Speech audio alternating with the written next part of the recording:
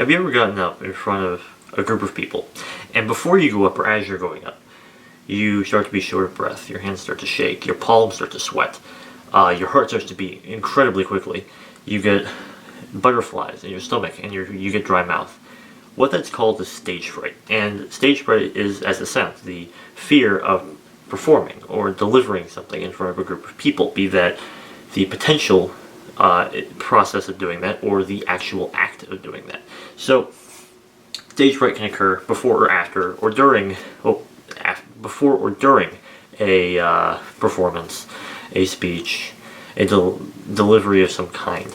And this could be a live performance, like a play or a speech, or a film performance, like behind a camera. And so, stage fright is incredibly interesting because it isn't a classified disorder. If it is classified, it falls under social anxiety disorder, which is when you have anxiety, you get anxious when you have to interact with people. And now, the reason I say this is because stage fright can be attributed to people who have social anxiety disorder, but you don't necessarily have to have social anxiety disorder to have stage fright. And it's like squares and rectangles. So, the reason I'm discussing this is because I know a number of people who have stage fright. And they do things like get up and make movies or write essays in order to completely get out of having to stand in front of a class and present something or make a video. You know, which is ironic because a person I know who does have stage fright makes videos so he doesn't have to give speeches or presentations in front of the class.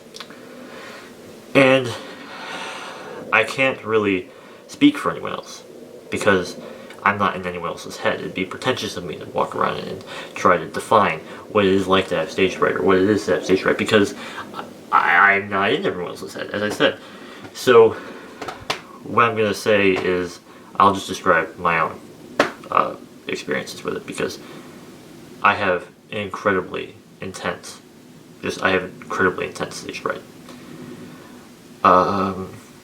Whenever I have to go speak or get up, like I can't make eye contact with a crowd. I can't keep my hands still. My hands have to be moving. I can't get up without shaking or my breath going in and out and not being uneven. I always get nervous. I can't formulate sentences. I become redundant, and that to me is what it's like to be afraid of people because I'm not good at doing anything in groups of people.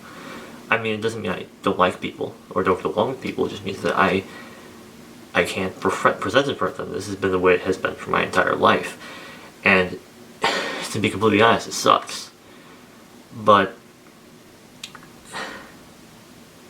it inadvertently makes me, I don't know, a better performer because every time I go to do something like this, I have to overcome it. And I always feel like I don't. But when, I make stupid jokes. Like when 4th grade, when I was giving a speech about the effects of drugs on the brain, and I was talking about nicotine, and I asked the class, how many of you like chocolate? And I had them all raise their hands, and I said, well, nicotine isn't chocolate. And there's this one girl who didn't raise her hand, and I ousted her, and I was like, you don't like chocolate? Who doesn't like chocolate?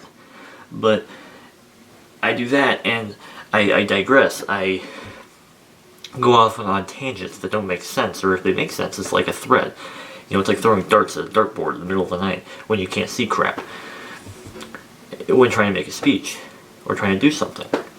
I'm sure I've done it a number of times throughout this, 2 minutes, 4 minutes, 5 minutes of video. It's terrible.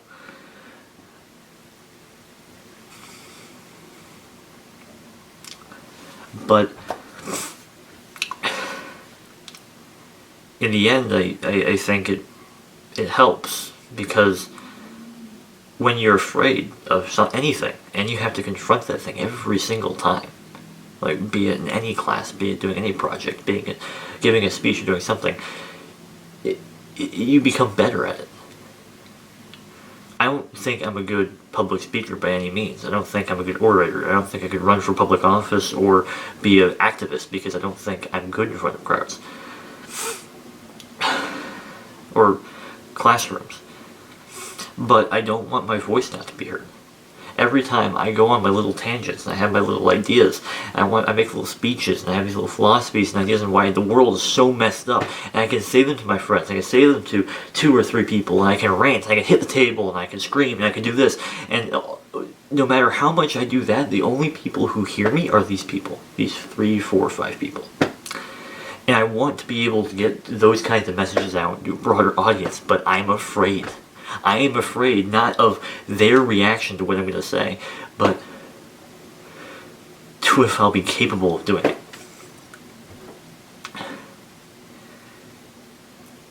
And I think that makes me want to do it even more. So, despite the fact this has come a very long way in a very odd tangent of where I started with the definition and to where we are now, and it may not make any linear sense whatsoever. I don't care. And I don't care not in the sense that I don't want you to ignore what I've said or not listen to me, but I don't care because I believe what I've said will end up meaning something. Even if I had the hardest time of my life standing here doing it. So, for all those of you who are listening, who are watching, who are afraid of speaking in public, just do it, man. You got it. You're the best speakers in the world, you may not even know it.